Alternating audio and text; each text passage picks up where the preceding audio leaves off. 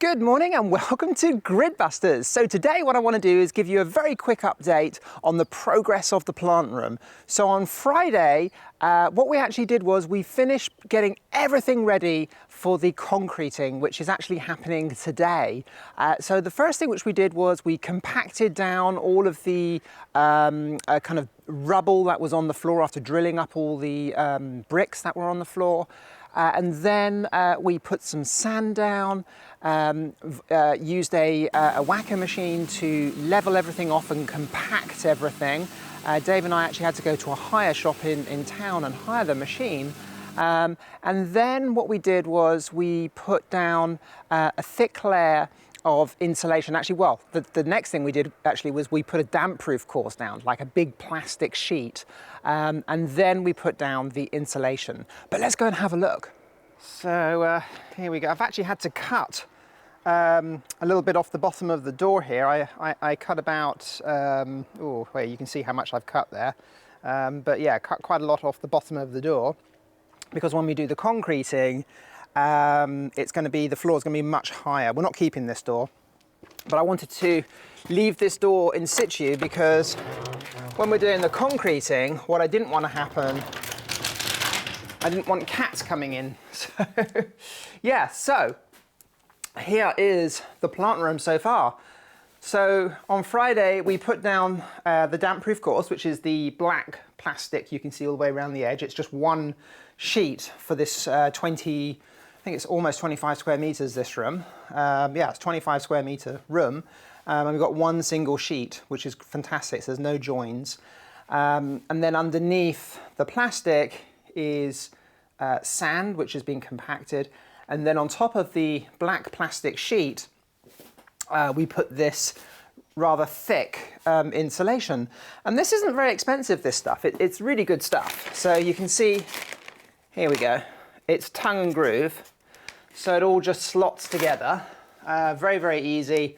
I think it was like 300 euros for the insulation for the floor. So I'm really pleased with that. Not too expensive. And it just all slots together. Doesn't take very long to install. And then we've got insulation actually around the perimeter of the room, a bit like a baseboard or a skirting board. That's not the actual thickness of the concrete. The concrete will be slightly less than that. But it's quite important when doing an internal room like this to make sure you insulate a section of the wall here. So when you insulate a room like this and do a concrete pour in a room like this, it's really important that your concrete doesn't touch the walls if you've insulated the floor, because the walls, like in a building like this, are stone walls and they'll be very cold in the winter. And if your concrete slab touches the exterior walls, the stone wall will just suck all of the heat out of the concrete slab. So that is why we've put like an insulation layer around all of the walls there, so that the concrete slab is kind of like insulated, if you like, from the outside. Now the only place it won't be insulated is the doorway there, but that's, yeah, I think we'll just live with that. It's, I think if this was going to be an internal room actually in a house, like our living room or kitchen, probably would have you know, gone that extra step and ripped out the whole doorstep and made sure the insulation went all the way across. But made the decision that we didn't need to go that far.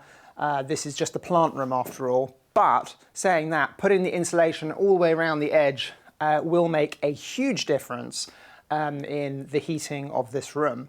So that's where we're up to so far. Today, what's going to happen is Jude is arriving in about half an hour, the builder, and he's going to be laying the concrete floor. Now, we're not doing a concrete pour in here from a mixer because the room is just a little bit too small for that. We did a concrete pour in the barn when we did the garage. So he reckons he can lay this entire floor in a day if he just mixes it using a cement mixer. So we've had a couple of bags of sand delivered, 2 bags of gravel, 25 bags of cement, all delivered, and he's got a mixer, I've got a mixer, so maybe we'll have 2 mixers on the go, but I reckon 1 mixer would be okay. And he reckons he can get this all laid within 1 day. So I think what I'll probably do is I won't help him today because, you know, doing a concrete thing like this is a kind of one-person job. So I'll probably leave him to it. I've got to go into town today to order all of the materials for the walls. So all of the timber, the plasterboard, everything we need to complete this room, and some doors, internal doors, things like that. So yeah, super exciting day, and I'll catch you tomorrow with the next update.